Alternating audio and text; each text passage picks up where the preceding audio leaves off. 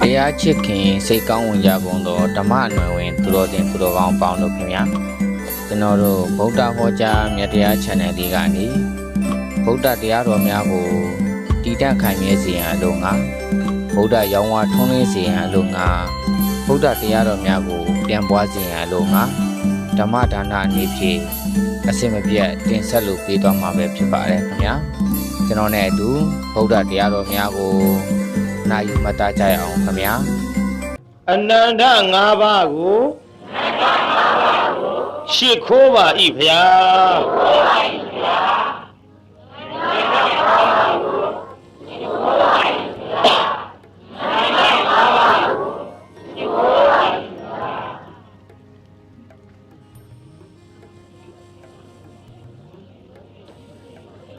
အနန္တ၅ပါးရှစ်ခိုးပြီးတဲ့နောက်ဒီကနေ့ဘုန်းကြီးဟောမဲ့ဇာလန်းကတတ်တော်မသေးသေတော်မတတ်သူဖြစ်ရကျွတ်တော်သုံးလောကထိုးထားသဖြင့်မြတ်စွာဘုရားကိုယ်တော်မြတ်ကြီးတတ်တော်ထင်ရှားရှိတော်မူစဉ်အခါဘုရားတတ်တော်ထင်ရှားရှိတော်မူစဉ်အခါဘုရားလက်ထက်ကပေါ့ဒီတန်းစာမတယောက်ရဲ့ဝမ်းမှာတန်တွေခရှာတဲ့6ကျင်းတိုင်တိုင်တတ်တော်လဲမသေးတဲ့တန်ငယ်ကိုဘုန်းကြီးအကြောင်းပြုပြီးတော့ဟောမှာပါရေးသားကြီးဘယ်နှကျင်းတတ်တာ6ကျင်းတိုင်တိုင်တတ်တယ်သိရလားဘရေးသားကြီး6ကျိန်တိုင်တိုင်တတ်တာတောင်မသေးဘူးကောတံဘီပြီးမှာပဲဣဒဤတန်းစာမတယောက်ရဲ့ဝမ်းမှာတန်ဒီခဘယ်သူဝမ်းမှာလို့တန်ဒီခတော့ဒီတန်းစာမဒီတန်ဒီခလို့တဲ့ဆန္ဒလည်းမရှိဘူးဒီတန်းစာမတန်ဒီခလို့တဲ့ဆန္ဒမရှိတော့လေရတော်မလို့လူတော်မရဖြစ်တတ်ဒီကိစ္စအချို့သားသမီးရခြင်းနဲ့မိန်းမသားတွေမရလို့ညောင်မင်းအောက်သွားပြီးသားစုခဏခဏတောင်းရဘူးကံကောင်းလို့ညောင်ကိုင်းပြီမသိဘူးမရခြင်းနဲ့မိန်းမတွေကြတော့လေရလာဗျာနဲ့ဒီသားသမီးရမှုမရမှုနဲ့ပတ်သက်ပြီးတော့ဒါနောက်ဘဝကကုသိုလ်ဒါနရဲ့အကျိုးဆက်တွေပါပြိတ္တာကျုပ်ဟောခဲ့ဘူးပါတယ်ဟိုသားသမီးရမှုမရမှုတချို့ကြတော့လှူတဲ့ဒါနရဲ့အပေါ်မှာကိုယ်တိုင်လည်းလှူတယ်သူများလည်းခိုင်းတယ်ဆိုတော့ကိုယ်တိုင်လှူလို့ပစ္စည်းချမ်းသာသူများခိုင်းလို့သားသမီးချွေရံပေါ်တစ်ဖက်စုံသွားနှစ်ဖက်ခြုံပေါ့တချို့ကြတော့ကိုယ်တိုင်လှူတယ်သူများမခိုင်းကိုယ်တိုင်လှူလို့ပစ္စည်းတော့ချမ်းသာပါရဲ့သူများမခိုင်းလို့သားသမီးချွေရမရှိဘူးကိုယ်သားသမီးချွေရမရှိလို့သူများသားသမီးခေါ်မွေးစားလဲဟိုလက်ထဲတုန်းကတော့မာတာထောင်ကိုယ်လက်ထဲကျရှူနာရှိုက်ကိုပတ်စံတိုင်းနိုင်လို့ဆေးတိုက်ဖို့သေးတာပဲသူများမခိုင်းနဲ့လို့သားသမီးချွေရမရဘူးတချို့ကြတော့သူများကိုတော့အလှခိုင်းတယ်ကိုယ်တိုင်လှူသူများလှူခိုင်းလို့သားသမီးချွေရနေတော့ပေါ်ပါရဲ့ကိုယ်တိုင်မလှူလို့စားစရာကမရှိစားစရာမရှိလို့မွဲပါတယ်ဆိုမှသားသမီးတွေကတဖြုတ်ဖြုတ်အကျိုးပေးတာဘယ်လမ်းကြားပြစ်ထားလို့မှမသိဘူးမာတာထောင်ဒီထဲကိုသူများဟိုအလှခိုင်းပြီးကိုယ်တိုင်မလှူခဲ့တာတော့ဘုရားဟောတဲ့ဒါနနဲ့မသိရှာသဖြင့်ကလေးတွေကြိမ်စေဆင်းရဲလို့မွဲလို့သားသမီးတွေများလာတော့ကျင့်စေပေချင်းစိုးပြီဒီလိုသေးကူပါအေးသေဘူးဟိုကလည်းဆန်းစည်းကြီးပါလို့ဟိုပေချင်းစိုးလေးက30လုံးတော့ကူအောင်စားတော့လေဒုက္ခပဲကလေးတွေကျင့်စေမကျင့်စေနဲ့သူ့အကျိုးပေးနဲ့သူပဲသားသမီးများလာတာဒီနောက်ဘဝကသူများအလှခိုင်းတယ်ပစ္စည်းချမ်းသာလာတာဒီကိုယ်တိုင်လှူခဲ့လို့ နှစ်ဖက်ချုံဖြစ်အောင်ကိုယ်တိုင်လဲလှူသူများလဲအလှခိုင်းကြတော့လို့သတိပေးရကြည့်အခုပြည်တန်းစာမှမိမိမရခြင်းတော်လဲပဲတတ်တန်နေခလာကြဒုက္ခပဲညီမတို့ဒီကိစ္စကြီးပေါ်ပေါက်လာရင်ဖြင့်လာရမြယောက်ျားတွေဘယ်သူမှလက်မခံနဲ့ငါနေမကောင်းဘူးလို့ပြောလိုက်ကြဒီကနေ့ကစပြီးအလုတ်ပိတ်တယ်ဟာဘယ်ရောက်ကုန်ပါလဲဘယ်ရောက်ကွာကိုင်ပိတ်တာပေါ့ဘာဖြစ်အလုတ်ပိတ်လိုက်6 လလွယ်10 လစောင့်ရှောက်လာခဲ့10 လကြတော့ဖွားမြောက်လိုက်ပြန်တော့ဟောသားယောက်ျားလေးပေးတာကြီးပါလေးသားယောက်ျားလေးကောက်ကြည့်လိုက်ဟင်ကြည့်စမ်းသေချင်းစိုးလေးမိန်းကလေးရတယ်ဆိုတော်သေးရဲ့ငါအလုတ်ကြီးကမိန်းကလေးရမှာကူပေါ်လောင်ပဲရမယ်ဟုတ်သားကြည်စားမရရှင်တော့လာပြီးတော့ရသေချင်းစိုးလေဒင်းကြည်ပြင်းလာရင်တော့ဒီကနေ့ကနောက်ငါဖောက်တဲ့တွေပြက်ကုန်တော့မှာပဲနော်နားလေအောင်ပြောရတာပါကျန်ကန်နဲ့မပါပါဘူးအရှင်းပြောတာဒီလိုမပြောနားမလဲဘူးနားလေလောက်တဲ့စကားနဲ့ဘုန်းကြီး3 ရတော်ပြီညီမတို့ဒီလိုငါအနှုတ်ရှက်ပေးမယ်ကလေးကိုမမွေးလို့တော့အမိုက်ပုံနဲ့သွားပြစ်ထားကြဟောအမိုက်ပုံနဲ့သွားပြစ်ဒီကဘယ်မှာသွားပြစ်အမိုက်ပုံနဲ့သွားပြစ်တရားနာပြိတ္တကြီးအမိုက်ပုံနဲ့သွားပြစ်တော့ဟောတရားနာပြိတ္တကြေးကျွန်တယောက်ဒီကလေးကိုသွားပြီးတော့ရင်ကောင်တယုံယုံနဲ့ဟာဘာပါလိဆိုပြီးသွားကြည့်လိုက်တော့ယောက်ျားလေးဖြစ်ဒီထက်တရားနာပြိတ္တကြီးကောတံပြီးပြီးကတထေးကြီးကလေဟဲ့ပုံနာမြဒီနေ့မင်္ဂလာရှိပါစားတထေးကြီးဒီကနေ့မင်္ဂလာရှိနေကြပါပုံနာစကားရိုးရိုးသွားကြပါပါညောင်းလုံးမြင်းညာပုံနဇန်ထဲပြောတယ်ပုံနာလို့ဟောပါတဲ့အဲ့ဒါမှကျုပ်ဘေးလိုရင်ကြဖြစ်ပုံနာလို့လည်းမတတ်ဘူးဒါပေမဲ့ပါဠိပုံနာလို့ကြံဖန်ရွရတိဟူသာနဲ့ကျွတ်တို့ဗမာကကခဂဂငတိဟူကကြာချကြညပါဠိတိဟူနဲ့ရွရယေဟိဇာတေဟိနံဒေသံယေစံကြဘဝမိစေချာတေမန္တရေဟိသံဗုချာသာဝဝရင်တိစုကရံသံဗုဒ္ဓဘာရေကုန်ချပြပါဠိကျမ်းဖန်ရွတ်အဘန္တာจิรမံဇမတတတတဟိဝစရေရခဇဗုဒ္ဓရူပေနတေဇဟံဒီဝယောဂတံလို့ကျမ်းဖန်ရွတ်နောက်ရဗမာတွေကပုံနာတွေမေးကျန်ဒီကဆရာတော်ပုံနာလို့ဟောသွားတာဟုတ်သလားတဲ့မဲကျုပ်အစဉ်ပြေရင်တော့ပုံနာတွေဟုတ်တယ်လို့ဆိုဒီဖြင့်ကြမ်းဖန်ရွတ်ရမေးပြီးပုံနာကိုဘုရားဒီနေ့မင်္ဂလာရှိပါစားအထေကြီးဒီကနေ့မင်္ဂလာရှိတဲ့နက်ခတ်ကောင်းတယ်ဟောဒီနေ့ဖွားတဲ့ကလေးဒီတထေကြီးဖြစ်မယ်ဒီကဒီကနေ့မွေးဖွားတဲ့ကလေးဘာဖြစ်မှာလဲတထေကြီးဖြစ်မှာတဲ့ဆိုတော့တရားနာပိဋကကောတံပြီးတထေကရှောက်ပြီးစုံစမ်းလိုက်တာသူတထေကတော်ကြီးကလည်းတန်နေခထားတယ်တန်နေအရင်အမှားနဲ့စုံစမ်းကြည့်လိုက်တန်နေအရင်အမှားစုံစမ်းလေ့လာပြီးတော့သူကြည့်ခက်တယ်ဒီကနေ့ဆိုရင်လည်းဟန်းကြတာတထေကတော်ပိုက်သေးရကောင်လေး4 ရက်နေအောင်ပါနက်ခတ်ကဒီနေ့ကောင်းတာရှိရမယ်ဒီနေ့ဖွားမြောက်တဲ့ကလေးဒီနေ့ဖွားမြောက်တဲ့ကလေးရှောက်ရှာမယ် ပေးလိုက်ရင်သူ့ကျေးကျွန်တယောက်ကလည်းဒီကလေးရထားတာနောက်စုံစမ်းတော့သူသိပြီးတော့အသပြာ1000နဲ့ဝယ်ပါရောပထမကတော့ဒီတိုင်းတောင်းတာအသေးဆိုတာဒီတိုင်းတောင်းလို့ရရင်ရမရရင်ပတ်စံအားနဲ့ဖိပြီးဝယ်လိုက်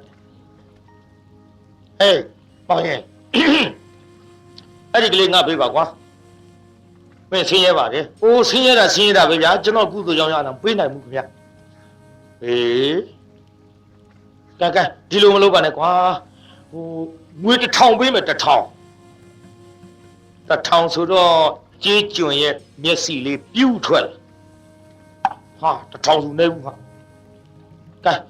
ကျွန်တော်ရောက်တော့မရောက်နိုင်ဘူးဗျာဒါပေမဲ့လို့ခင်ဗျားကဇွတ်လူချင်းနေလို့ဘယ်ဟုတ်မလဲ तू ကလူချင်းတာ तू ကငွေ1000လူချင်းတာ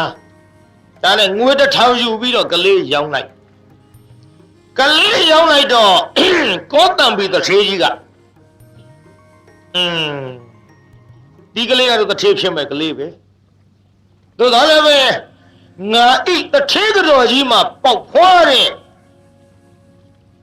အချိန်ခါမှာမိန်းကလေးဖြစ်ရင်ဖြင့်ဟောဒီကလေးနဲ့ပေးစားမယ်ယောက်ျားလေးဖြစ်လို့ရှိရင်ဖြင့်ဒီကလေးသေအောင်တမငါဤတထေးကြော်မွေးတဲ့ကလေးကတထေးဖြစ်မယ်သူစိတ်ထဲဒီတိုင်းရှိသည်အလျောက်ဖဲတရားနာပြိတ္တရေဟောကောတံပြီးတထေးကြော်မွေးဖွားလိုက်မိန်းကလေးမဟုတ်ဘူးဗျာယောက်ျားလေးဖွားမြောက်ယောက်ျားလေးမှလည်းပြီးရောဟာဒုက္ခပဲနှစ်ယောက်ဖြစ်နေပြီအလေဖြစ်မဖြစ်ဟိုကကိုသွေးကိုသားမှမဟုတ်ဖဲနဲ့ငွေနဲ့ဝဲယူထားတဲ့ကလေးကိုသွေးကိုသားဖြစ်တော့ငါဤတထေးကြော်မှပေါက်ဖွားတဲ့ကလေးကိုပဲငါကြည့်ပြအောင်မွေးမယ်မဖြစ်ဘူးဒီကလေးသွားပြီးတော့အတခိုင်းတာကောင်းနွားတွေဝင်နဲ့ထွက်တဲ့နှချံဝမှာတရားနာပြိတ္တာနွားတွေထွက်ခံဒီအချိန်မှာနှချံဝကလေးသွားချထားကလေးကလည်းမသေးခြင်းနဲ့ကလေးဆိုတော့တရားနာပြိတ္တာရေနွားမကြီးတကောင်ကရှေ့ဆုံးကထွက်လာပြီးအဲ့ဒီကလေးကာယခွာထားတယ်ဘေးနွားတွေတက်မနှင်းမိအောင်မထိခိုက်အောင်အဲ့ဒါနွားကြောင်းသားလေးကမြင်ရောဟာကုသိုလ်ထူးတယ်အေးဘုံကန်ရှိတယ်ကလေးဘက်နဲ့ဗျာနမကြီးကသူ့သားခဲ့သူခင်မင်းနဲ့စိတ်နဲ့ဘေးနွားတွေရောက်လာလို့မထိခိုက်အောင်တားဆီးပြီးတော့ထားငါနဲ့ထိုင်လို့ရတယ်ကလေးဆိုပြီးတော့ကောက်ယူမွေးပြန်ရောကောသမီတထေကြီးတခါစုံစမ်းပြန်သေကလားမသေးဘူးလားစုံစမ်းမသေးဘူးအတော်အသက်ပြင်းတဲ့ကောင်မဖြစ်ဘူးဒီနွားကြောင့်သာထံသွားပြီးတော့ငါငွေ1000နဲ့သွားဝင်ဟဲမောင်နွားကြောင့်သာခင်ဗျာမင်းဟိုနှချမ်းဝကလေးတယောက်ရဆိုဟုတ်ကဲ့ခင်ဗျာဒီကွာမင်းဆင်းလဲဆင်းရဲပါတယ်ဆင်းရဲတဲ့ကြားထဲနွားကြောင့်စားရကနေပြီးတော့ကလေးတယောက်ကျွေးရမယ်ဆိုလို့ရှိရင်စားဦးအမတန်ခက်ပါတယ်ကွာငါပေးပါဒါပေးနိုင်မှုခင်ဗျာမပေးနိုင်ဘူးဗျဝယ်ဒီလိုလည်းမပြောပါနဲ့ငါငွေ1000ပေးမဟေ့ဗျာမပြနဲ့1000ဟာ1000နဲ့လဲဘူးကောင်းပြီခင်ဗျာရောငွေ1000ပေးလိုက်ငွေ1000ပေးတော့ဟိုကလေးယူသွားရောကလေးယူသွားပြီးတော့ဒီကလေးပေအောင်တဖန်ကြိုးစားမဖြစ်ဘူးဒီကလေးပေမဖြစ်ကလေးဘယ်လောက်ငယ်ငါလည်းကိုယ်တိုင်မသိရဲကဲတုတ်တန်သွားပြစ်ထားတာကောင်းကြည်လင်းတာစားသေရောပေါ့တော့ပြစ်မယ်ဆိုပြီးတော့တုတ်တန်သွားပြစ်တုတ်တန်ကြတော့တရားနာပြိဿဆိတ်မတဲ့ကောင်ကဝင်နိုးတိုက်နေဗျာရောဗျာကလေးလေးပြေတော့မသေးခြင်းတဲ့လူဘယ်လိုသတ်သေးရလားပြိဿမသေးဘူးတရားနာပြိဿရေဒါနဲ့တရားနာပြိဿရေဆိတ်မကနိုးတိုက်နေတာမြင်တော့စိတ်ကြောင်းသားလေးကဟာ ဘုံတကူရှိတဲ့ကလေးနဲ့တူရဲ့ဟန်ကြငါကုသိုလ်ကောင်းလို့ရယူထားလိုက်ပြန်ရောယူထားပြီးစိတ်ကြောင်းတဲ့ကလေးလက်ထဲရောက်တယ်ဆိုတာ तू သိအဲ့ဒါလို့ तू သိတော့တခါတရားနာပြိတ္တကြီးသွားတောင်းအလကားတောင်းလို့မရတော့ငွေ1000နဲ့ဝယ်ငွေ1000နဲ့ဝယ်ပြီးတော့တရားနာပြိတ္တကြီးမဖြစ်ဘူးဒီကလေးတော့သေအောင်တတ်မှာလဲ900တော့ထွက်တော့မယ်ကိုရောင်းကို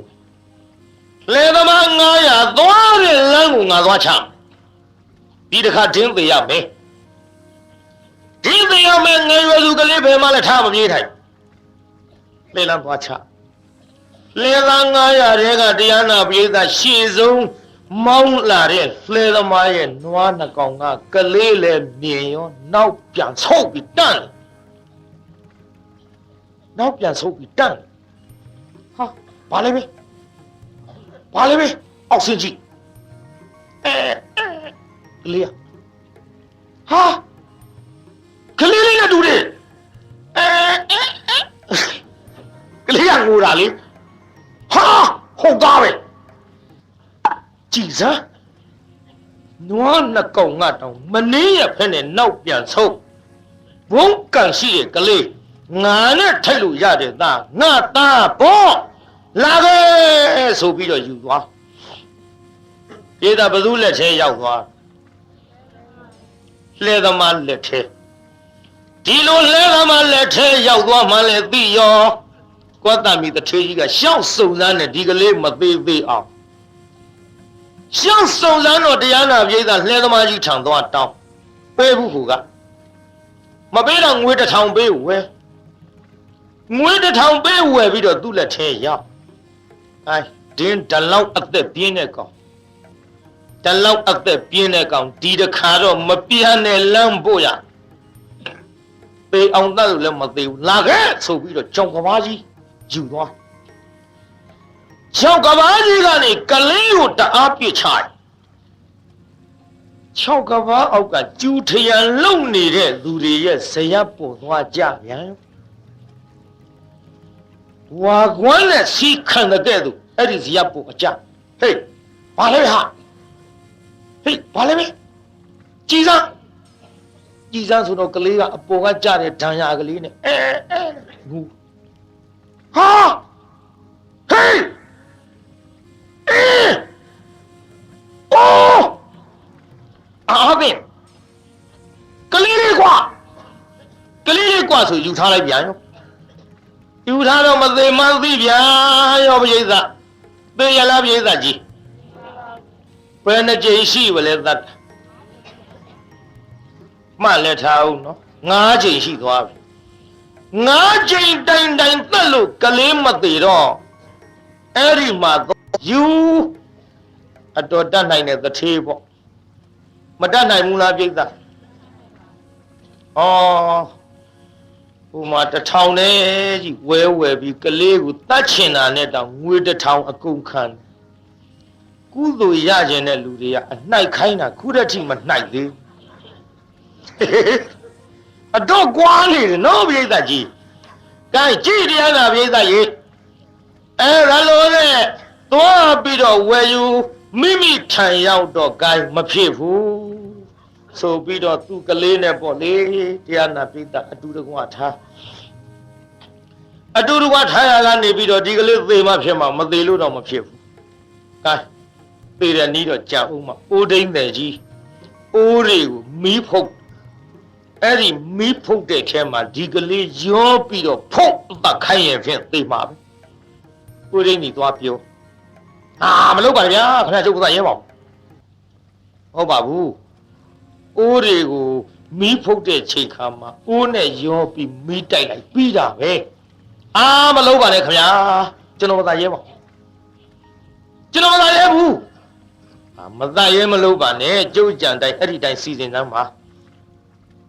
အိုးရင်းဒီထံသွားပြီးတော့အဖုတ်ခိုင်းတော်လဲမသေးသေးရလားပြိဿကြီးပဲသေးမလဲအဲ့ဒီကလေးမသေးဘူးသားအရင်သေးပြိဿဘသူသေးမှာတော့သားရင်သေးမှာသားရင်သေးမဲ့ကိစ္စ ကလေးနဲ့ကအတူတကွတဖြည်းဖြည်းကလေးကတတ်ရင်နဲ့တဖြည်းဖြည်းအသက်ကကြီးမလာဘူးလားပြိဿအသက်ကကြီးလာတော့တရားနာပြိဿစာကလေးနဲ့ပေါ့လေကိုဒိန်ဒီထံသွားအဖေအိုးဝယ်စရာကိစ္စရှိတယ်မင်းသွားဝယ်ကြည့်တော့အိုးအရေးကြီးတယ်ကွာအိုးအရေးကြီးတယ်ကွာဆိုတော့အိုးသွားဝယ်ဖို့ကိစ္စကံပြိဿစဉ်းစားနော်ဟိုကသားအရင်ဖြစ်သူကအငယ်သူကအကြီးပြိဿသူကပါတော့အကြီးတရားနာပြိဿဟိုကအငယ်အဲ့ဒါလို့အတူတကွနေပြီးတော့လာခဲ့ရမှပေးတဲ့ချင်းလို့ရော့အိုးဒိန်နဲ့ထံသွားပြီးတော့မင်းဝယ်ကြည့်တော့လို့ဆိုပြီးခိုင်းလိုက်တဲ့ကိစ္စအိုးဒိန်နဲ့လည်းစကားထည့်ပြစ်ခဲ့ပြီကျုပ်စာနဲ့လွှတ်လိုက်မယ်ဖမ်းမှာတတ်လိုက်တော့တေးအောင်တတ်နော်ဟုတ်ကဲ့ကောင်းပါပြီခင်ဗျာလွှတ်လိုက်ရောစာလေးနဲ့လှစ်တော့သူ့သားအရင်ဖြစ်တဲ့ခလေးကဂုံရင်းကစားတယ်အဲ့ဒီဂုံရင်းကစားပြီးတော့နေရမှာဟေးကိုကြီးဘယ်သွားမလို့လဲညီလေးဟိုဖခင်တထေးကြီးခိုင်းလို့ငါသွားเสียရှိလို့ဒါတော့မှကိုကြီးကျွန်တော်ရှုံးနေတယ်ဂုံရင်းထိုးတာ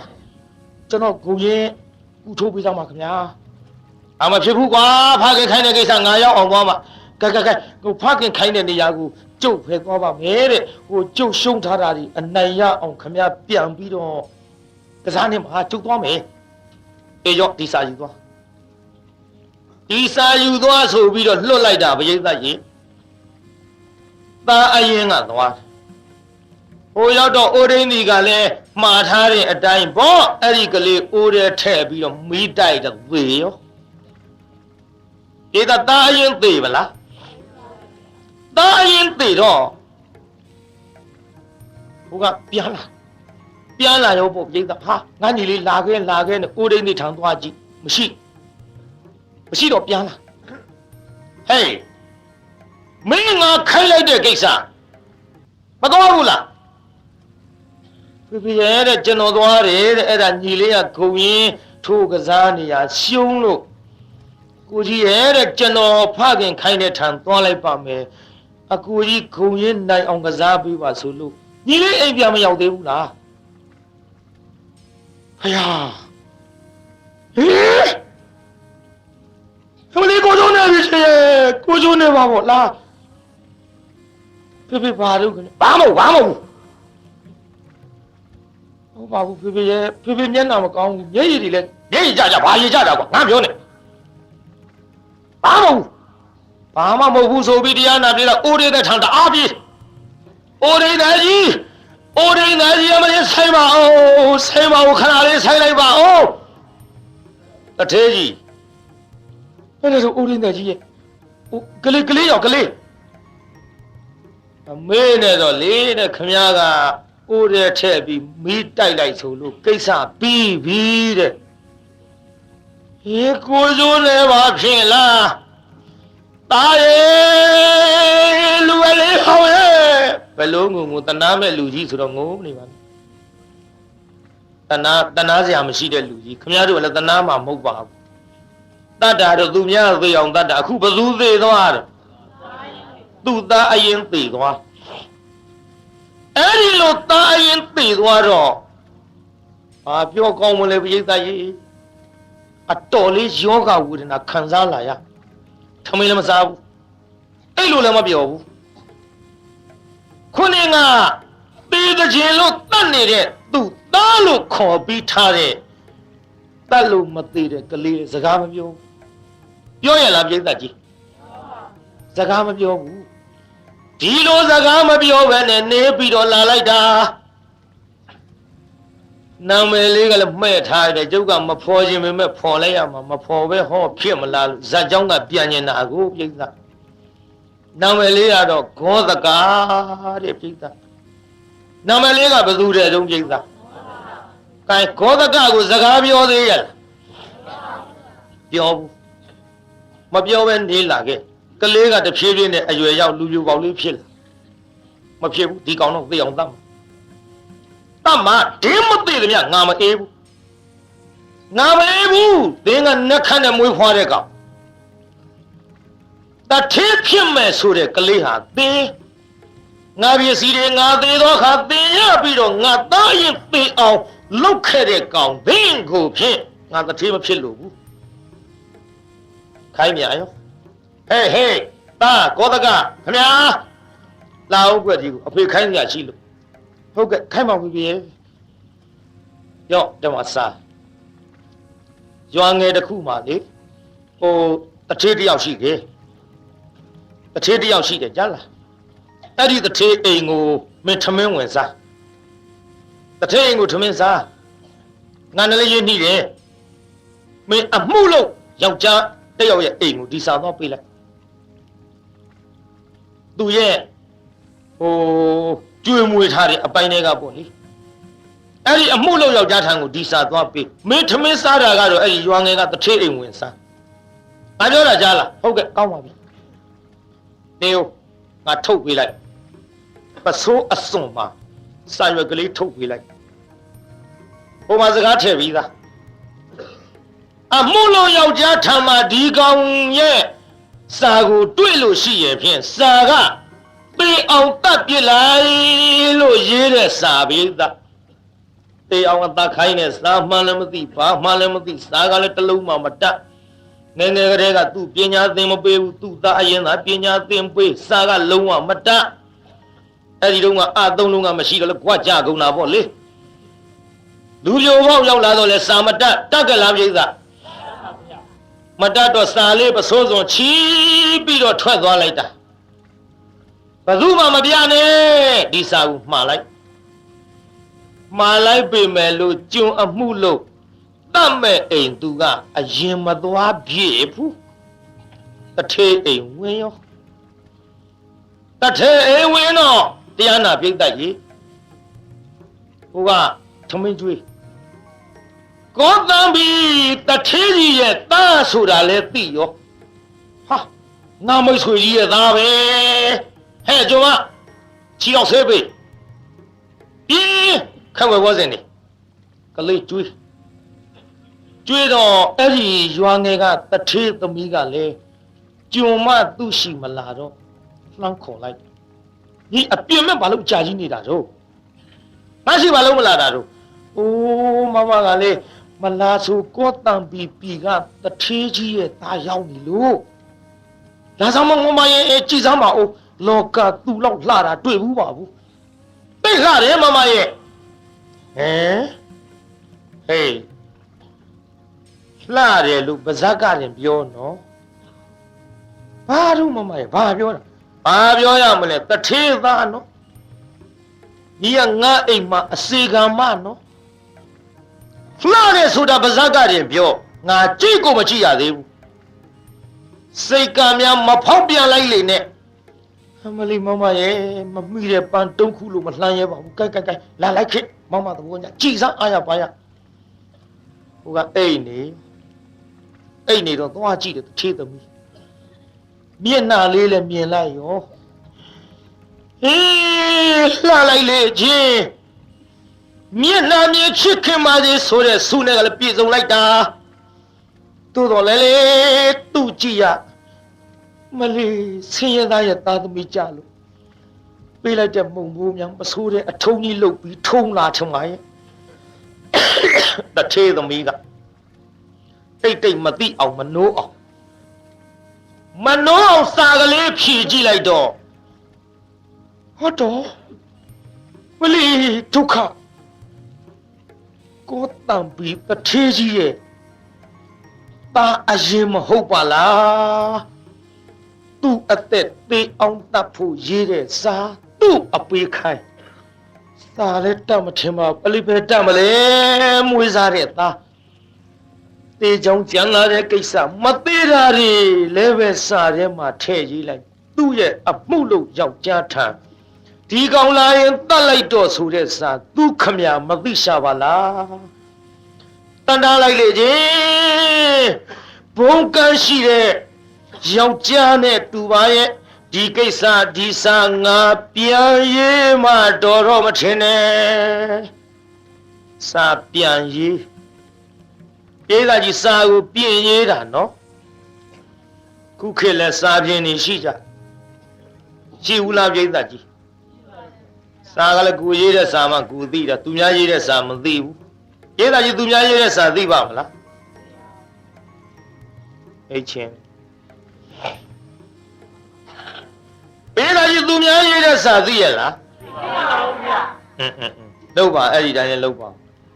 ဖိုးသူတော်စာဖိုးသူတော်မှသိဘသူစာဘသူမှသိငါတော့ဖိုးသူတော်လားဖိုးသူတော်စာဖိုးသူတော်မှသိမှာပေါ့ကိုမဖိုးသူတော်မဟုတ်ပဲဘယ်သိလိမ့်ဘယ်လားရှေးတုန်းကဟိုဘုန်းကြီးเจ้าမှာဖိုးသူတော်နှစ်ယောက်ရှိဖိုးသူတော်တယောက်ကဘာလုပ်တုံးဆိုတော့ထမကြောက်တွေကိုရင်เจ้าသားတွေကပူတာတွေအဲ့ဒါတွေလှမ်းပြီးတော့ရောင်းစားတနေ့တ၌ကြတော့တရားနာပြိဿကြီးအဲ့ဒီဖိုးသူတော်ယောဂအသေးတန်ဖြစ်အဲ့ဒါဖိုးသူတော်ဘာဖြစ်တော့ယောဂအသေးတန်ဖြစ်ယောဂသက်တာဖြစ်တော့ကြံတဲ့ဖိုးသူတော်တယောက်ကိုသွားသူရှင်မျိုးတွေသွားခေါ်ကြည့်ဒီကောင်သေးတော့မှာအခေါ်ခိုင်းရင်တဲ့တရားနာပြည်သားအဲ့ဒီယောဂဖြစ်တဲ့ဖိုးသူတော်ကသေရောသေတော့ရှောက်ရှာလိုက်တော့ငွေ30နဲ့စာရွက်တရွက်တွေ့စာရွက်ထဲဘုန်းကြီးဖတ်ကြည့်လိုက်တော့ထသောရာဇာသုံဒတ္တမုနိတုဋ္ဌာတတိယဒါလေးတွေ့ဘုန်းကြီးတွေစာကြံညထသောထသောပါဠိမဟုတ်အနက်မဟုတ်နဲ့ကိုယ်ကားရတယ်ထသောရဲ့ရှေ့ကိုအဓိပ္ပာယ်ဘာမှထွက်မရထသောရာဇာသုံဒတ္တမုနိသုဒ္ဓတရေယထသောဘုန်းကြီးတွေကောင်းချင်းဆိုင်ပြန်လာပြီဟိုသူတော်ကရှင်များတို့ဘာတော့ဗျအာမင်းတို့ချင်းတို့သိချင်းသိမှာပေါ့ကွာဒီမှာစာရေးထားခဲ့ဘာတွေမှလည်းမသိဘူးပြေးတော့မှာဗျထသောရာဇာသုံဒတ္တမုနိသုဒ္ဓတရေယဟာဒါသေရန်လာပဲဗျအေးမင်းတို့ချင်းတော့ဟုတ်ပါဘူးကဲသေရန်လာကလည်းပြောအောင်ကွာဒီလိုဖရတဲ့ရေးထားပုံကထသောရာဇာသုံဒတ္တမုနိသုဒ္ဓတရေယထကတော့ထပဲဖတ်ပါဗျာတဲ့ထချင်သူအေးကောင်းပြီတော့ကိုခြံပစ်ခဲ့ဗျာသူ့ကြော်ပြီးတော့ရာဇာသွားလိုက်ဒါတိဟဂရိကနေဗျာအမေနေဟာအဝင်ဘုန်းကြီးတွေကခုံကြော်ပြီးတော့ရာဇာသွားလိုက်ဗျာတဲ့ရာဇာဆိုတာမင်းဗျာခုနကထနဲ့မင်းနဲ့ပေါင်းတော့ထမင်းဗျာအဟုတ်ဟေးစောစောကခြံပစ်ခဲ့တဲ့ဟာကိုပြန်ပြီးကောက်လိုက်တော့ဖရတယ်အဲ့ဒါ9ချောင်းနဲ့တွက်တော့6ဖရထားနဲ့မင်းနဲ့6နဲ့ပေါင်းတော့ထမင်း6ဖရတဲ့ဟိုမနေဟာနောက်တုံထပ်တာက9ချောင်းနဲ့ဒါငွေ30ပါဖရတဲ့ရှင်များတို့ခုနကပြတဲ့10တန်တွေ့အဲ့ဒီငွေ30ဖရထမင်းကြောင့်လှမ်းရတဲ့ငွေ30ပါဖရတဲ့ဟုတ်ဟာထားတော့ရစာတုံထပ်တာထမင်းကြောင့်လှမ်းရတဲ့ငွေ30ပါဖရမုနိဖျားတယ်မုနိကသူ့နှမမိနုဖျားမေဟုတ်ဟာအေးနောက်အဲ့ဒီမုနိရဲ့နောက်ကတပည့်တော်သုဒ္ဓါဖျားတယ်သုဒ္ဓါကသူ့နှမမိနုရဲ့ယောက်ျားတာထုတ်ဖျားတဲ့ထိုးဟာတရေရကပေးလိုက်ပါတဲ့ဖျားတပည့်တော်ဒီစာကိုသေတန်းစာကိုတကယ်တမ်းတိတိကျကျအဓိပ္ပာယ်နဲ့ပြည့်စုံအောင်ပြောရရင်ထသောရာဇာသုံဒတ္တမုနိသုဒ္ဓတရေယသည်အနက်မြမှာပြန်ဆိုလိုက်တော့ထမင်းကြောင့်လှမ်းရတော့ငွေ30ကိုသူ့နှမမိနုရဲ့ယောက်ျားတာထုတ်လက်သို့အပ်လိုက်ကြပါတယ်ဖေဟာအစင်းကိုပြေသွားတာအဲဒါကြောင့်သူ့ဟာနဲ့သူကြတဲ့ရပါတယ်ဆိုမှငါကြောင့်တရားနာပိဋကရေတချို့ကြတော့လေကိုရေးတဲ့စာကိုသိတဲ့ဖိုးသူတော်တွေဗမာကြတော့လေကိုရေးတဲ့စာကိုမသိတာဟာစာမတတ်လို့ပဲဖြစ်ပြီပေါ့ပြည်သားကြီးကိုဘုန်းကြီးတွေလည်းစာတတ်သားဖိုးသူတော်နဲ့ဘုန်းကြီးဆိုတော့တခြားစီမသိပဲဖြစ်ကုန်တာပေါ့မှန်လားပြည်သားကြီးကြည့်ခုဒီစာကိုပြင်ရေးဘယ်လိုပြင်ရေးတော့ဆိုတော့ယခုလာသောဂောသကသည်ကောသံဘီပီကငါတထေကြီးရဲ့သားဖြစ်သည်ငါဤသားအားအသေးဤသမီးနဲ့ထိမ်းမြလက်ထပ်လိုက်ပါထိမ်းမြလက်ထပ်ပြီးတော့အခါမှငါဤထံသို့အကြောင်းကြားပါလော ပိဒါလက်ထပ်သည့်အထီကိုရေးတာနော်အောင်ွယ်ကိုသူများခိုင်းမနေဘူးကိုယ်တိုင်တရားနာပိဒါအဲ့ဒီတထေသမီးလေးကဒီစာရေးပြီးပစိုးစုံထုတ်ထားတော့မှုလို့ရှိရောက်နောက်သူ့အဖေတထေကြီးထံရောက်လို့ဒီစာအားလုံးကိုပြီးတဲ့အခါကျတော့ဟောတရားနာပိဒါဂောသကအားအဲ့ဒီရွာငယ်ကတထေသမီးလေးနဲ့ပေးစားလိုက်ပါပြီဗျာပေးစားပြီဗလားပိဒါအဲ့ဒီလိုကုန်းမဂောအဲ့ဒီဂောသကပေဗလားဆိုတဲ့ကိစ္စရှောက်ပြီးတော့စုံစမ်းလိုက်ဒီလိုစုံစမ်းရင်နဲ့မသေးတဲ့ပြင်းတထေသမီးနဲ့ရနေတယ်ဆိုတာသူသိရောဒုက္ခပါပဲငါသိအောင်တတ်တာဘယ်လူနည်းနဲ့မှမသိဘူးဘယ်နဲ့ကြောင့်မသေးပါလိမ့်မတော့ငါလည်းသားအရင်သေးတဲ့ကိစ္စကြောင့်ယောဂကလည်းပြင်းထန်ငါမှဝင်စားလာပြီယောဂမသေးဘူးပြိဿသွေးကိုအာလာသွေးအန်တဲ့ယောဂကြီးဖြစ်လာလှမ်းမှလိုက်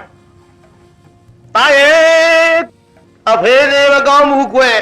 မင်းပြန်လာပါအောင်လို့လှမ်းခေါ်တာကလည်းတရားနာပိဒါသူ့ပစ္စည်းတွေမပေးရအောင်ယခုတည်းရှိသေစေခြင်းနဲ့ဆန္ဒကရှိသေးတယ်ဒီလိုနဲ့တရားနာပိဒါရေလှမ်းပြီးခေါ်လိုက်တော့စာရတထေသမီးလေးကဖြစ်ဘူးတဲ့ဒီကိစ္စသူ့ဖေရှိသွားတော့မှာသူ့ဖေရှိသွားရင်ဖြင့်သေအောင်တအောင်မှာပဲမဖြစ်ဘူးဒီကိစ္စသူ့ကြီးလွတ်လို့မောင်ရေကောသကပြုတ်ပေါင်းကြီးကောတံပီပီတထေကြီးထံမသွားပါနဲ့မဖြစ်ပါဘူးနှမရေနေမကောင်းတဲ့ကိစ္စဖခင်ထံကသွားမှဖြစ်မှာပေါ့ဖခင်နေမကောင်းဘူးလို့ပြောတယ်အော်ခက်တော်တာပဲကိုသိအောင်ရေးပေးလိုက်တဲ့စာနဲ့သူကတည်းကမသိသေးဘူးကောသမီတထေကြီးရဲ့တားအရင်လိုပဲသူ့စိတ်ထဲထင်းပြီးတော့တထေကြီးကိုလည်းသူ့အဖေလို့ထင်နေတယ်မောင်ရေမပြောင်းဖြစ်လို့ဒီကိစ္စပြောရတော့မှာပေါ့မောင်ဟောတယ်လို့သိအောင်လေပစိုးစုံမှာစာရွက်ချီပြီးတော့လွှတ်လိုက်တာအဲ့ဒီစာကိုလေဟောဒီနှမနဲ့ရေစဲဆုံအောင်ကျုပ်ကပြင်ရေးတဲ့စာကြောင့်အဖေကလေတော့ကိုကျုပ်နဲ့ပေးစားတာရောဒီမှာကြည်စားငါစာရွက်ပြတော့ငါဘာသိတော့မဟုတ်ဘဲနဲ့ကျုပ်ဖတ်ပြမယ်ဆိုပြီးတော့စာဖတ်ပြလိုက်လက်စတတ်တော့ငါသေအောင်တတ်တဲ့အချိန်ပေါင်းမနှဲပါလားတို့တော့လေကွယ်မသွားလို့မဖြစ်ဘူးထင်တယ်သူ့သားအရင်လို့သေးခဲ့ပြီသူ့သားရင်ဖြစ်တဲ့ငါညီလေးလည်းသေးခဲ့ပြီဒီကိစ္စငါမသွားလို့မဖြစ်ဘူးကဲမောင်သွားလို့ရှိရင်လည်းနှမလေးလိုက်ပါသွားတယ်မိမလိုက်ပါအသက်သခင်ကျေးဇူးရှင်မကြီးဆိုတော့ငါအသက်ကယ်တာငါအသက်ကယ်တဲ့အသက်သခင်မှာမလိုက်လို့လည်းမဖြစ်ဘူးကိုင်လာလိုက်ခဲ့သွားကြရောသွားတော့တရားနာပိဋကရေတထေကြီးအပါရောက်တထေကြီးလည်းယောဂအတော်ပြင်းပြင်းထန်ထန်ဖြစ်နေတယ်သေလူဆဲဖြစ်တော့ဟောခောသကရဲ့မယားဖြစ်တဲ့တထေသမီးလေးကအကြံဉာဏ်ပေးဒီကိစ္စမဖြစ်ဘူးတော်ကြတော့စာချုပ်စာလေးငါတို့ရဖို့မလွယ်ဘူးသေတာကတော့သေမှာရောက်သွားတယ်ဆိုရင်ပဲအသက်မမီဘူးအသက်မမီတော့အလောင်းနာကပ်ပြီးတော့တရားနာပိဋကကြေးကျွန်တွေနဲ့တကွကောတံပီပီတထေရဲ့သားဆိုတာသိတော့ကြေးကျွန်တွေပတ်စံပေးရင်းနှီးတဲ့လူတွေအနာနာကြားတဲ့လူတွေပတ်စံပေးဂောသကတထေကြီးကနေဒီပစ္စည်းတွေအပ်သွားတဲ့အကြောင်းမိမကပရိယတ်နဲ့လောက်တော့မှဟောဂောသကဒီကုံခုနှစ်ကကောတံပီပီကတထေကြီးပြည့်စည်သောခါတထေကြီးအရာမှာဆက်ထားလို့ဂောသကတထေကြီးလို့တွင်လာခဲ့ဂောသကတထေကြီးလို့အမည်တွင်လာသောခါဒီဂောသကတထေသည်ဘာကြောင့်သူသည်ကျိန်ဖန်များစွာအသက်ခံရသလဲဒါကလာလေဦးမယ်ဇက်ကြောင်းပြန်တက်ခဲ့တာတော့သေရလားပြိဿအမိုက်ပုံစွန့်ထားတော့သေရလား လက်တစ်ချောင်းချိုးနှချမ်းပြစ်ထားတော့သေးရလားဘယ်နှချောင်းတော့တုတ်တန်ပြစ်ထားတော့သေးရလားလင်း900သွားတဲ့လမ်းထားတော့သေးရလား6 ကဘာချတော့သေးရလားအိုးသိန်းဒီရဲ့ထံမှာအသက်ခိုင်းတော့သေးရလားတောရွာတို့လွတ်တော့သေးရလားဘယ်နှကြိမ်သတ်မလီ9ကြိမ်တောင်သတ်တတ်တော်မသေးဒီဘက်ကပြစ္ဆုတ်ပံတစ်ပိုင်းကပြီးသွားပြီအတိတ်ကိုဆက်ရအောင်သူ့ကိုဘာကြောင့်ဒီလောက်ထိအောင်ကြိတ်နေတတ်တယ်လေဒါလိုတယ်ပြိဿမလိုဘူးလားပြိဿကြီးဟောကျွတ်တို့နောက်ဘဝသုံးလောကထိုးထားသဖြင့်မြတ်စွာဘုရားပွင့်တော်မမူခင်ဇဗူရီပါကျွန်းရဲ့မြောက်မျက်နှာအရမှာမှန်လတိုင်းအနာယောဂါတွေနှိမ့်ဆက်လို့အိတ်မှသေလိုက်တကြိတ်ဆိုတာ10ယောက်ရှိတဲ့အိမ်နှစ်ကြိတ်လူ20ရှိတဲ့အိမ်အဲ့ဒီလိုတရားနာပရိသတ်ရေလူတွေသေးကုန်တော့နောက်လင်မယား2ယောက်မဖြစ်ဘူးပြေးတဲ့လူတွေလည်းတချို့လွတ်ကုန်ပြီငါတို့လွတ်အောင်ပြေးကြစို့ကလေးလေးချီပြီးတော့ထွက်ပြေးကြထွက်ပြေးတော့အစာကလည်းမစားရထမင်းကလည်းစားပြီအဲ့ဒါလိုအစာမစားရတဲ့ဖြင့်ကလေးလေးချီပြီးတော့ပြေးတဲ့အခိုက်ယောက်ျားကကြံတယ်ခက်တယ်ဒီကလေးဒီတိုင်းချီပွေပြီးပြေးနေလို့ကတော့တို့ရဲ့ဝန်းစာတောင်အခုအခက်ဖြစ်ပြီးတော့ဟာရပြတ်တော့မယ်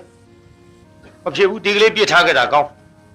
ပြစ်ထားခဲ့တာကောင်းတယ်ဆိုပြီးယောက်ျားလုပ်တဲ့လူကကလေးကိုတလှည့်စီချီရာကသူ့လက်ထဲရောက်တော့နောက်ချမ်းနေရခဲ့ဒီလိုနောက်ချမ်းပြီးနေရခဲ့ရမှ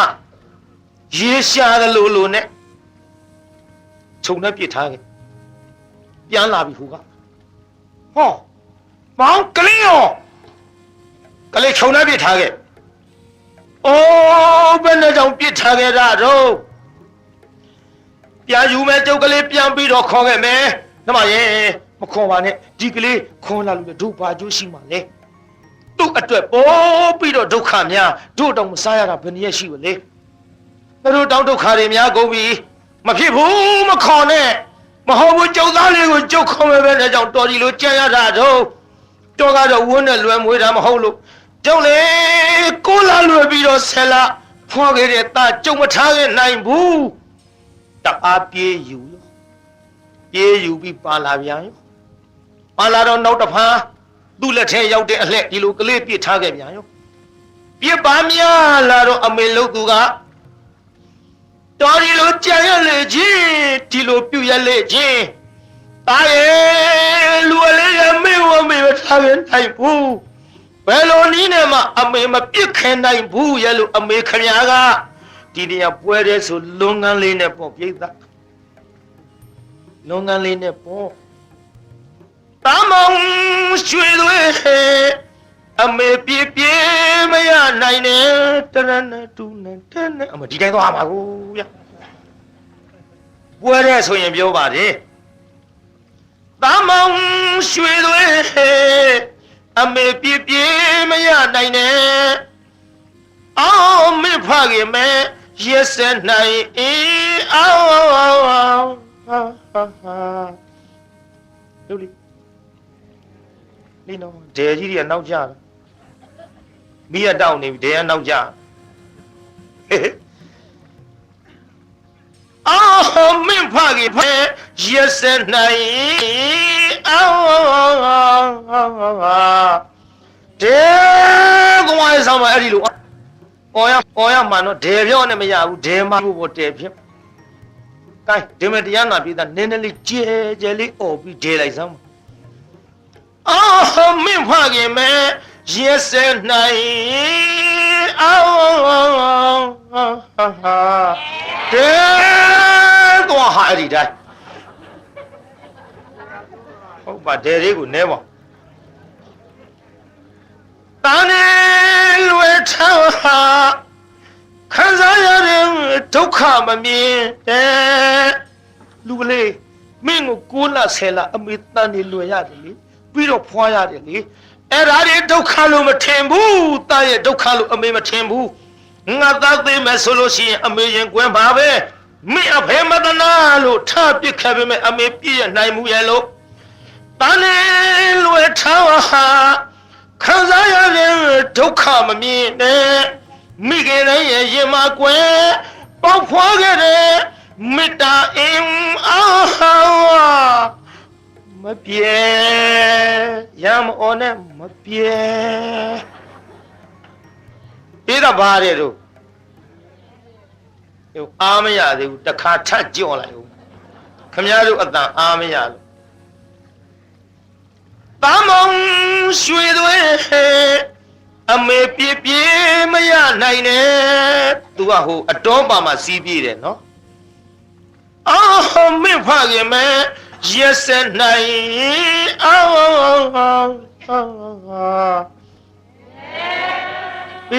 အဲ့ဒီတိုင်းမှာဟုတ်တာဟာကြံဒီကံတရားနာလို့မင်းသားမင်းသမီးမဖြစ်လဲကံမင်းသားအောင်မေးတယ်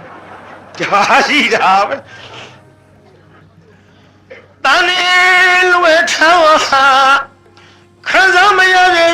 ဒုက္ခမမြင်နဲ့ခံစားရတဲ့ဒုက္ခတွေမြင်ရလားပြိတ္တာမြင်ပါဗျာတန်နေလွယ်ထောင်းဟာခံစားရတဲ့ဒုက္ခမမြင်နဲ့မိခင်တိုင်းရဲ့ရင်မကွယ်ပေါက်ဖွားခဲ့တဲ့မေတ္တာအင်းအာဟောလေဟန်ကြရတာနော်အဖျားသတ်တွေပါနေနဲ့တလုံးနဲ့ဆိုရတဲ့နောက်ကလူတွေဖတ်တန်ငန်းကြီးနေပါဘူး။ကဲတရားနာပြေးတာအဲ့ဒီလိုသားလေးကိုအမေမေတ္တာအင်အားဘယ်လိုနည်းနဲ့မှမပြေနိုင်ဘူး။ငါသားကိုကိုးလားလွယ်ဆဲလာဖွာကြရတဲ့ဒုက္ခတွေဒုက္ခလို့မထင်ဘူး။သားရဲ့လိုက်ခဲ့ပြီတော့လို့ကလေးခေါ်သွားလိုက်တာ။ဒီလိုနဲ့တရားနာပြေးတာရေနွားမွေးမြူတဲ့အရာရောက်သွားရော။နွားမွေးတဲ့ရွာပေါ့အဲ့ဒီရွာရောက်သွားတော့တရားနာပိဋကအစာအာဟာရကလည်းပြတ်လာတကူအစာအာဟာရပြတ်လာတော့တရားနာပိဋကရေနွားနို့ဟိုရေမရောတဲ့နွားနို့နို့ကနာထမင်းတွေပေါ့အဖ3ယောက်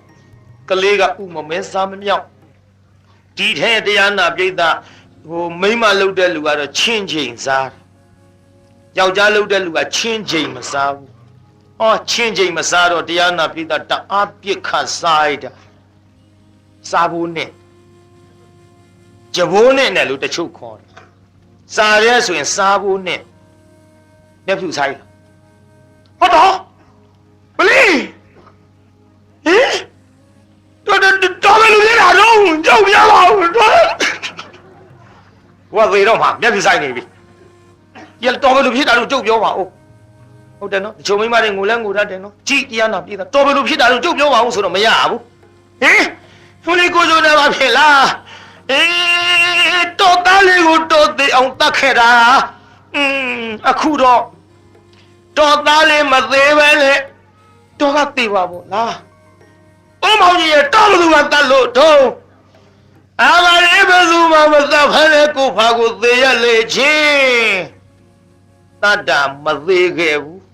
ပြစ္ဆုတ်ပံကျုပ်ဟောခဲ့ဘူးအခုအတိတ်မှာသူ့ဘသူကတတ်တော့သေတော့သေတယ်ဘသူမှမတတ်ဘူးဒါကြောင့်ဟိုတတ်တော်မသေးသေတော်မတတ်ဆိုတာလေကျမ်းဂန်နဲ့မပါဘူးကျုပ်ကကျုပ်ရှောက်ရှားရှည်ပြီးမှဲ့ထားကျမ်းဖန်ပြီးတော့ဒါပတိမှဲ့တဲ့နာမည်နဲ့တော့လိုက်အောင်ဟောမှန်လားပြိဿကြီးပညာတရားဟောတဲ့မြို့တော်သေးအောင်ကရိုးပြတော်မှတောက်ခေါက်တာနဲ့ကျုပ်ကစစ်မြေပြင်မှာဆင်ဟောတာဟောမှာကွာဇာယုံနဲ့ကျုပ်နဲ့ကန့်ရဲ့မြို့တော်သေးအောင်ကမိခင်ရွှေလက်တေးပခက်ကျုပ်ကမင်းမင်းနှင်ထုတ်တေးတဲ့ပုတ်ကိုဟောမယ်ဒီလိုလို့ဟောခဲ့ရရုပ်ရှင်တွေကဖယားမှာတစ်ခါဆုံတဲ့ဇာတ်ကားရိုက်တယ်ကျုပ်ကနှစ်ခါဆုံတဲ့ဇာတ်ကားအဲ့ဒီနှစ်ခါဆုံတဲ့တရားဟောရုပ်ရှင်တွေကသချင်းဆို၍ငိုရသည်ကျုပ်ကတရားဟော၍ငိုရသည်ကျမ်းဖန်ဟောရဒါပတိပေးတဲ့နာမည်နဲ့တော့ကြိုက်အောင်ဟောကြိုက်တရားနာပိဋကဟိုမှာဘယ်သူမှမတတ်ဖဲနဲ့သေပလားပိဋကသေပတိသူ့ကိုတတ်ရလားသူများမတတ်ဘူးငိုပြီးဖလီကိုကျိုးနဲ့ပါဖြစ်လားတော်လေတော်သားလေးကိုပြစ်ပြီးတော့ ထားခြင်းလို့ခဏခဏပြစ်ထားတော်သားမသေးပဲလေအခုတော်သေးပြီဟမ်မလေးကျွတ်တော်သားမလေးကိုထားရခက်လေချင်းငိုမလို့တတိပေးရသေးတာလေသွားတော့ကျမမရွှေအားတော့လျှော့လိုက်မယ်သွားတော့မောင်ရေတော်ဆိုနှဲကြည့်လိုက်မှကောင်းဟောသားကျုပ်တော်တဲ့6ကကတမလုံးရွှေမြေရုံပါလေတမလုံးရွှေမြေရုံပါလေခင်မလေးနဲ့မခင်မလေးရှေ့တော့ရှေ့ကြီးပေါ်များကိုပေါ့ကိုဆွဲကြဟုတ်တယ်လူထဲမဆွဲခြင်းလဲအိမ်ကြောက်မှဆွဲအတန်ပြောတာလူထဲအတန်မှငါးပါးမောက်နော်ကဲငိုတယ်လို့သာအောင်းမေးပါငိုတာလျှောက်ပြောမပြီးဘူးတချို့မိန်းမတွေကကြမ်းကြမ်းဖမ်းဖမ်းငိုတယ်လင်းသေးဗလားဆို3ရက်လောက်နေတော့ဟိုကအသားလေးရောက်ဝါပြီးတော့ရောင်းလာဒါဘာပြောတော့သေးပြီးမှဝါပြီးလာနေတယ်ဟိုဖြစ်ရောင်းနေသွေးမရှိလို့အသားဝါတာလှပြန်တယ်တချို့မိန်းမတွေကြတော့လဲလင်းသေးတာအနာကမငိုအဝေးကဤထဲဖွဲနဲ့သူများကြားကောင်းအောင်ပြောသည်တဏှာမကတာကြုံမရှိလို့မဟုတ်ပါဘူးကြောက်လို့ပါတော့ကြောက်လို့ပါတော့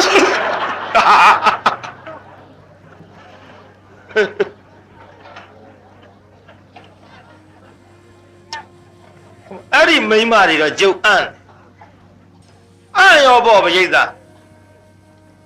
မသေးခင်တုန်းကလှုပ်ရွနဲ့လုံနိုင်ကြိုင်နိုင်တဲ့အချိန်တုန်းကမကြောက်ဖဲနဲ့ကြိုင်ဘာမှမလုံနိုင်မှသူကြောက်နေ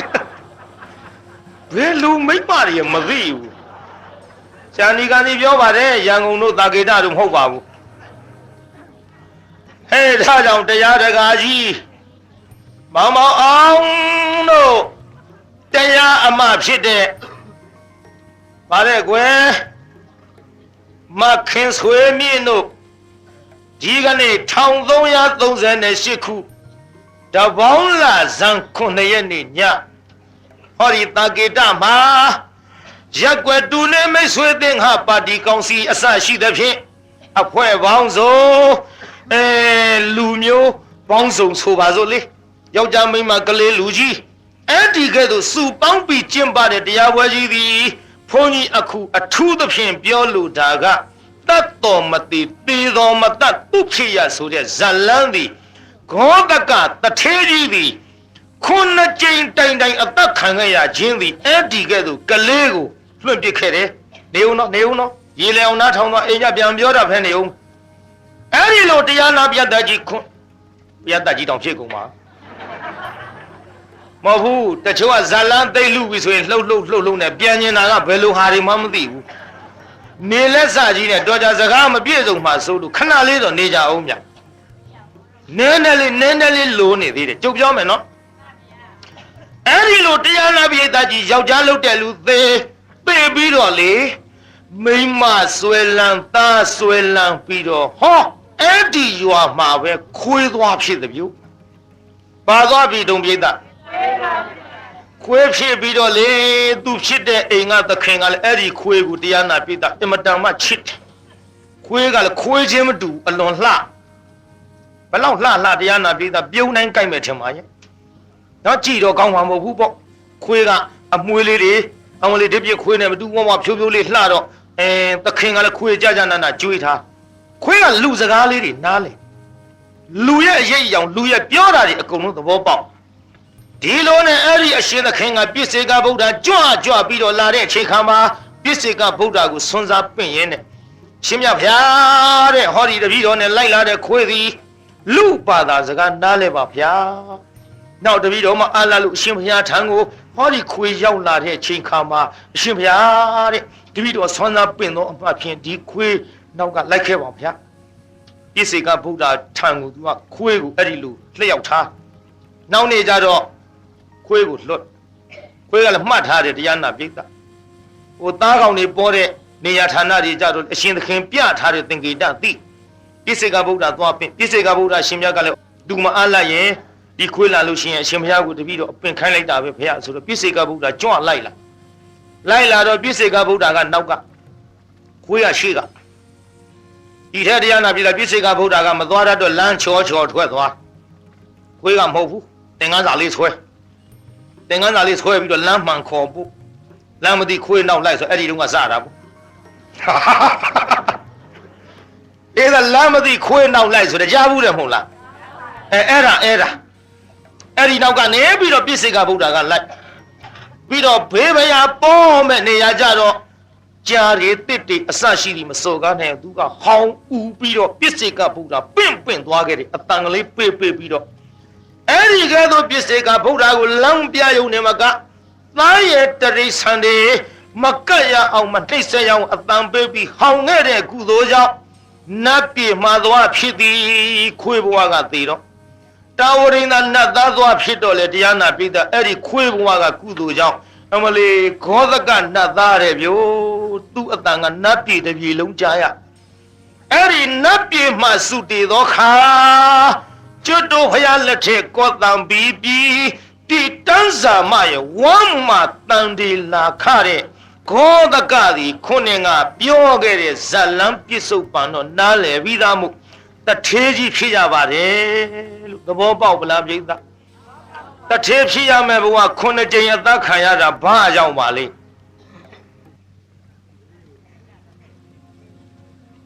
ဟောဘာဘယ်လိုပြောရပါတယ်စောရှိပါသေးတိုင်းမမအောင်သူကလေးကိုသေအောင်ပြစ်ထားခဲ့တဲ့ကံဒါကြောင့်တရားနာပိဋကဒီနေ့ဇလန်းဟာဒီနေရာဏီကုန်းခဘအပိတပြီးမှုတရားတကားကြီးမောင်းအောင်နဲ့တရားအမမခင်ဆွေမြင့်တို့မိမိတို့တရားဝဲသည်ဒီကနေ့အစပထမဏီကုန်းခဘအပိတပြီးမှုပိဋကကြီးကလည်းဒီလောက်နဲ့ကျေနပ်ကြနိုင်ပြန်တစ်ချက်ထိုးပါပြီနဲ့ဖြင့်ကစောစောလေးစတာပေါ့ဗျာကိုင်းဆိုကြတကဘာလုံးမှမြတ်တတာချမ်းသာကိုစိတ်မြဲပါစေအလုံးရည်နဲ့ကြွရောက်လာကြတဲ့တရားနာပိဋကကြီးချမ်းသာကြပါစေအလုံးကိုယနေ့ညကြွရောက်လာကြတဲ့တရားနာပိဋကကြီးကျမ်းမာကြပါစေကြံသေးရလားဘု து ချန်ထားသေးတယ်မတက်တဲ့လူတွေရောမိအေးလို့လားမလုံးနဲ့မိအေးမြစ်တာပို့တဲ့30ဘုံချမ်းသာကြပါစေမောင်တုတ်ကြီးအလောမောင်တုတ်ကြီးကသူနဲ့မတည့်ဘူးမိအေးလို့မတည့်တာချမ်းမာဆိုလို့ gain မကြမ်းမာဘူးမေတ္တာပို့လို့အိမ်ပြန်ပို့ကြစို့အတ္တကေဟေပြောသမျှဟောသမျှတွေကသဘောမကြပဲအပြစ်တွေ့ကြလျင်ခြေရင်နဲ့ဖုံမုံစိတ်တွေပြစ်ပြသည်သောမိမိတို့ငရာဌာနသို့နေဝတန်တို့သီးခံရတာပြန်ကြပြီတော့နေဝတန်တို့မေတ္တာရေပခါဖြောင်းလိုက်မယ်ပြစ်ပရာတွေဝေးရကမြန်စီရောချစ်တရာဆွေကလျောင်းပြီးကိုယ်စိတ်နှပြချမ်းသာစွာဖြင့်မှန်စွာမနေပြန်ပါလေတော့